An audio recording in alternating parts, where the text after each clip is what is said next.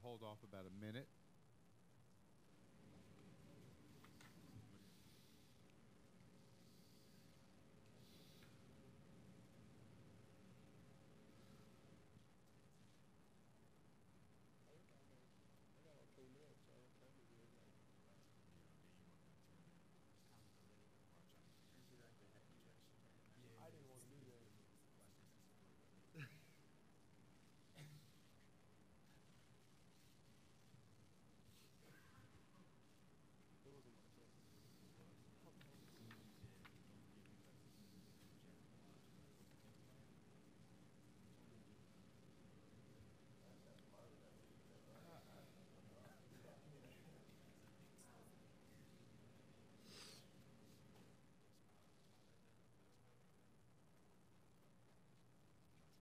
Okay, we're ready now to start our interviews with the student athletes from Creighton. We had from left to right, senior Marcus Foster, junior Kyrie Thomas, senior Toby Hegner, and senior Tyler Clement. We'll have 15 minutes. Please raise your hand.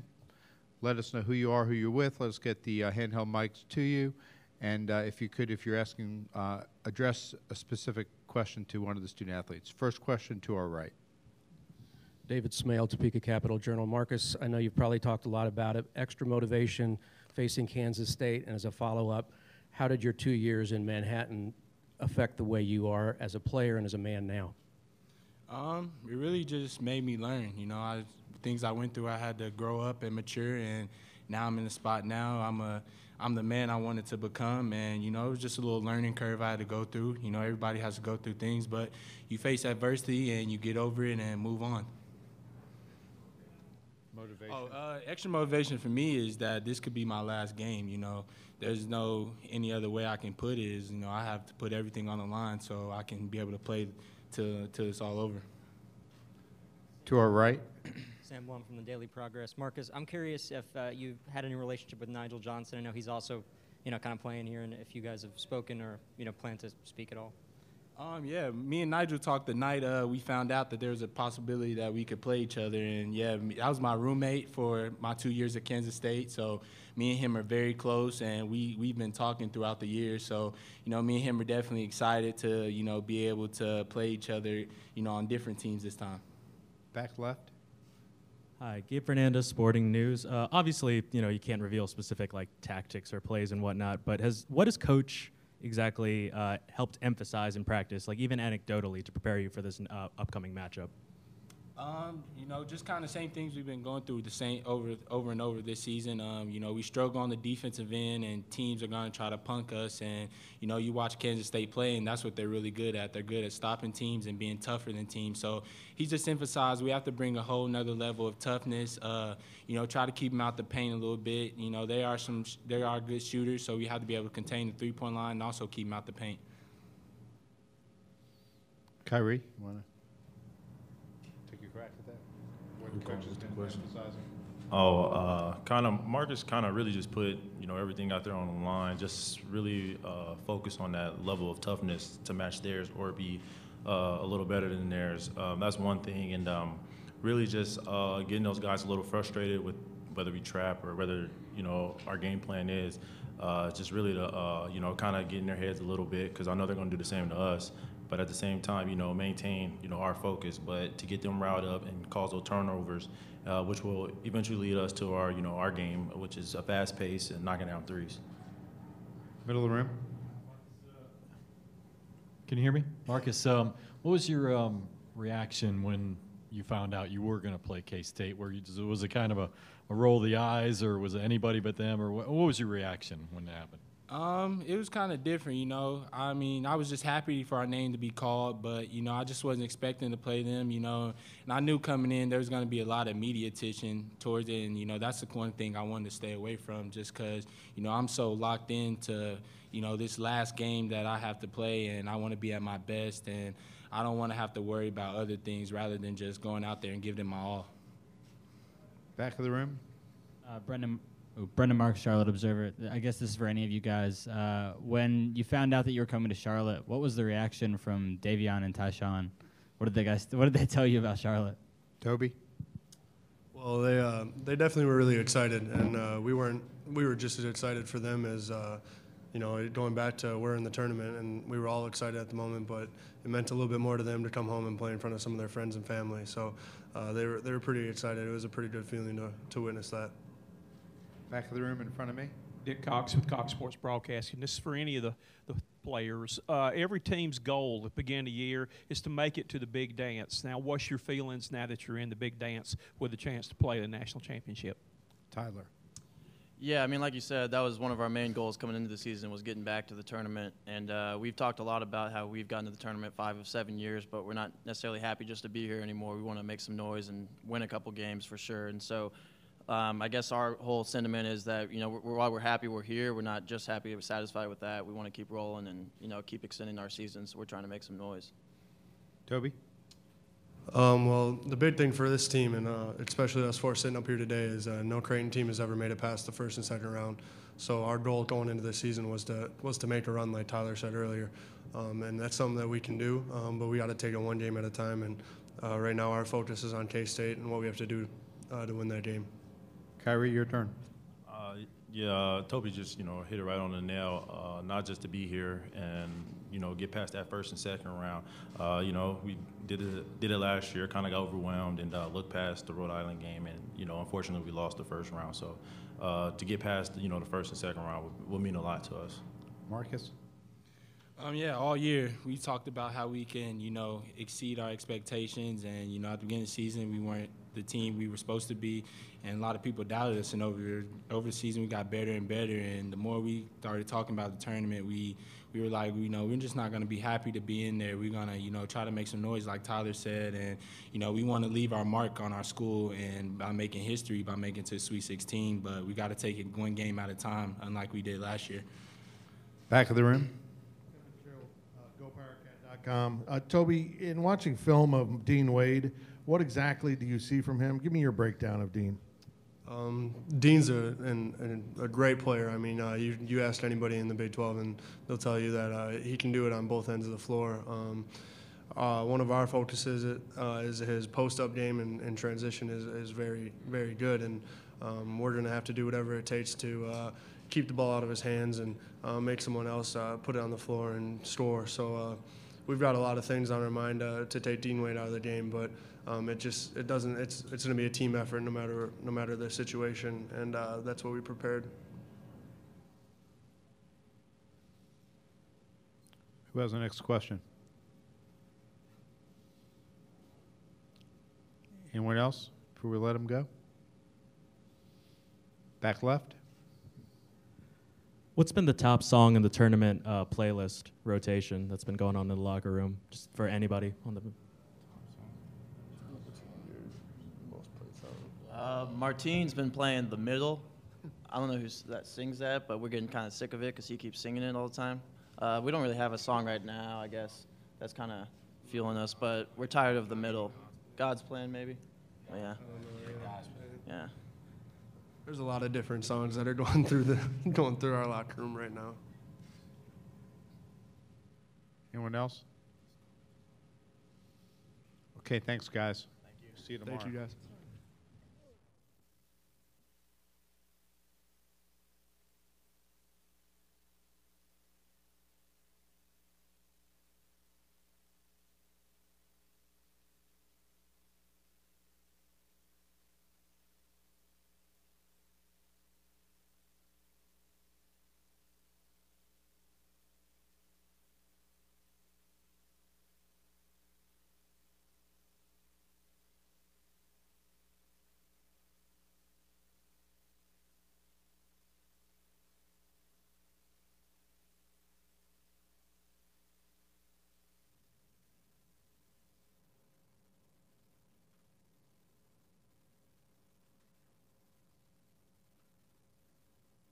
Start with Coach McDermott at 3.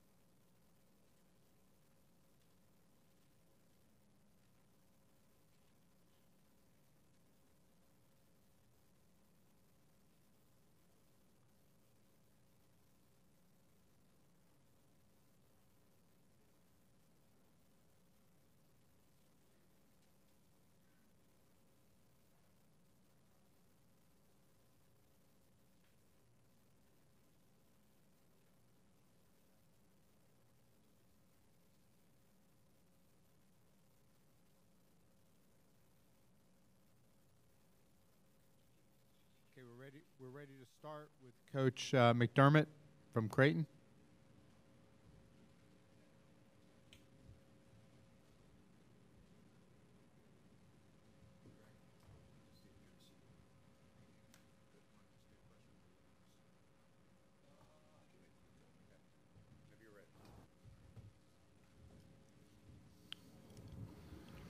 Well, we're thrilled to be back in the NCAA tournament.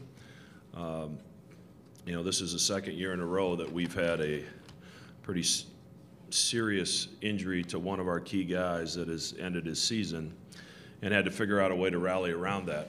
And I'm really proud of the way this team has functioned since we lost Martine Krampel. Guys have had to play different roles. We've had to have some guys step up. Even a red shirt that wasn't playing that had the red shirt pulled, and Jacob Epperson. So, you know, we had to kind of reinvent ourselves after that injury, and it took a little time, but we certainly have moved the right direction, and extremely proud of those four guys you just talked to, because their leadership has been critical in us sitting here today. Questions, again, raise your hand, let us know who you are, who you're with, and let us make sure we get the handheld mic to you. First question to our right. David Smale, Topeka Capital Journal. Marcus answered the question the way you would hope he would, that it's just another game, it's an NCAA tournament game, all the pressure is on survive and advance. Do you sense that there's any extra with him because he played at K-State? You know, it wasn't probably his top choice of who he'd like to play when the pairings came out. But he and I have had you know, because we're playing K-State, it gave us an opportunity this week to have a lot of conversation about it. And, you know, I don't know how Marcus answered your questions, but in my conversations with him, you know, we all make mistakes when we're 18, 19 years old. And he's taken ownership of those mistakes. And to his credit, he's made the changes in his life to be the person that he is today and be the leader and the teammate that he is today. And that may or may not have happened had he not made those mistakes when he was 18 and 19. So while I'm very proud of what the stat sheet says about Marcus Foster this year, that doesn't hold a candle to how proud I am of who he's become off the court.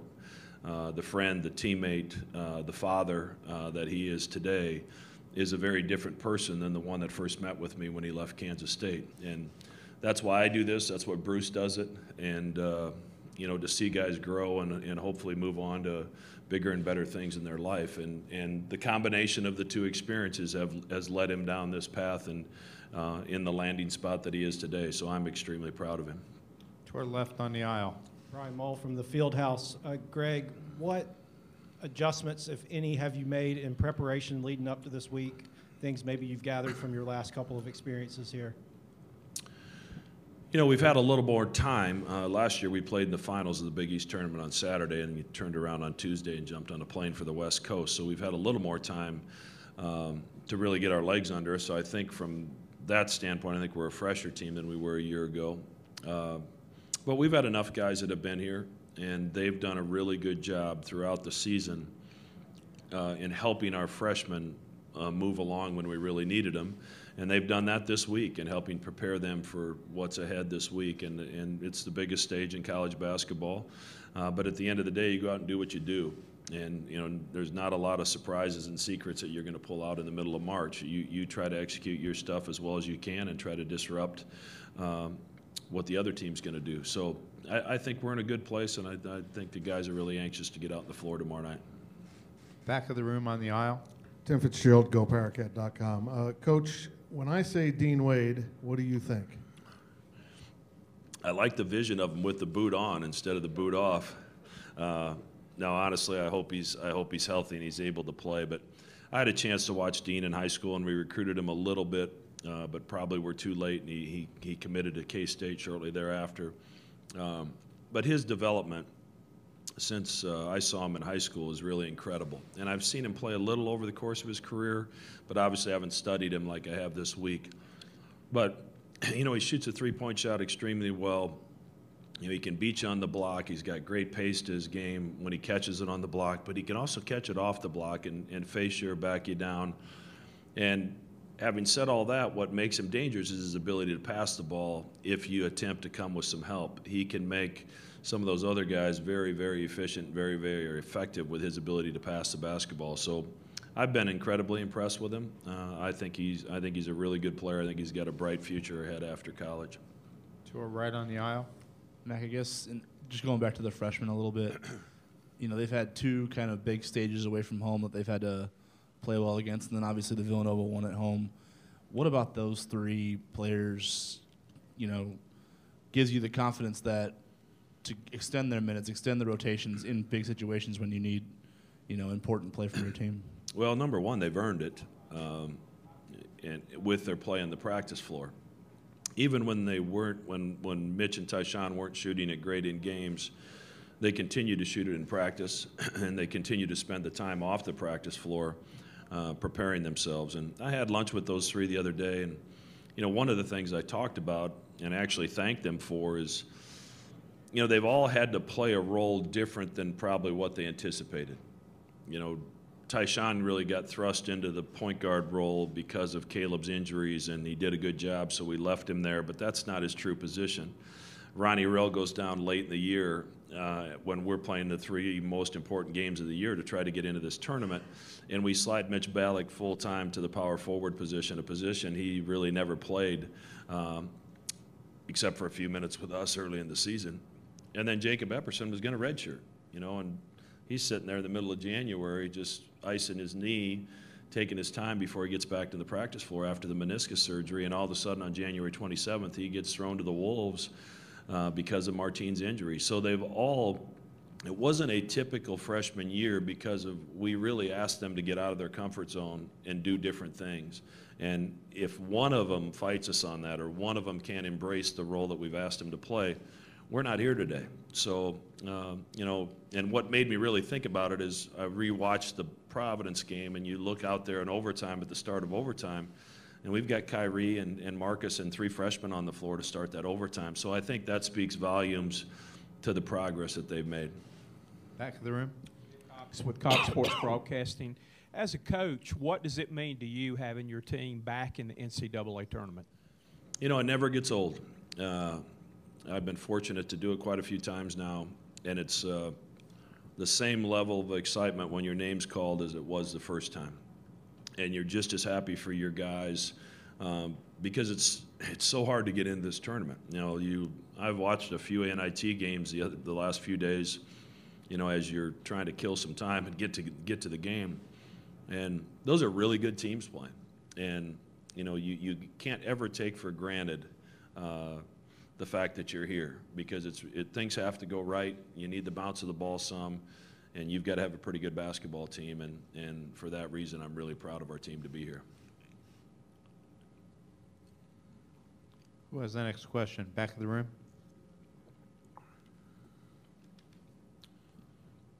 Coach, as the mentor of Marcus Foster, when you saw this pairing, did you think it was an unfortunate set of circumstances that he has to talk about all this in the final weeks of his college career? I would say it would have been unfortunate if he's not prepared to talk about it. But I think it's important that K-State fans understand that the person that Marcus Foster was as a freshman, the guy that's hungry to play and that was a great teammate and that was always in the gym, he's back now. And there was a lot of bumps in the road, some in Manhattan, and it wasn't always rosy in Omaha for that first year especially. But because of the fact that he's matured enough that I think he can address it as someone that recognizes that, a lot of what happened was my fault. And decisions I made put me in this position, and decisions that I've made since then have put me in the position I'm in today. So, because he's grown so much, I think it's healthy for him to have to be able to answer it because he let down some people and let down his family. And that was one of his motivating factors to get his life back on track. He's got a wonderful family, and he really disappointed them. And now they're pretty happy, as you can imagine. Do you remember a time when you realized, okay, we're going to get through this? You know, like you said, that first year at Creighton was a little bit of a challenge. Do you remember like a breakthrough when you said, okay, Marcus is going to be fine? You know, I don't know if there was ever one particular time, but I was seeing constant growth. Sometimes it was very slow, sometimes it was a little bit more rapid. But just some of the decisions he would make and some of his interactions with his teammates. You know, I recruited him out of high school too, so I've known him since he was 15 or 16 years old and knew his family. So I knew what he was like back then. I knew the Marcus Foster that you all saw as a freshman at Kansas State, and I really felt like he was still in there. We just had to bring him back out, and with the help of his family, we were able to do that. But his decisions got better, and I think once he recognized, you know what, I'm in this position and I'm sitting out this year at Creighton because of decisions I made at Kansas State. Once he grasped that, I think he was able to move forward quicker. Back to the room again. The first time you spoke to Bruce, and I imagine you spoke to Bruce when you were talking about taking on Marcus. Do you remember what that conversation was about, what Bruce said about Marcus and where they were at? I remember exactly the conversation, but I'm not going to discuss it in this room. Bruce was very honest and upfront and open, like I would be if the shoe was on the other foot and he called me. He let me know exactly what I was dealing with, and I appreciated that, and we moved on after that. Other questions?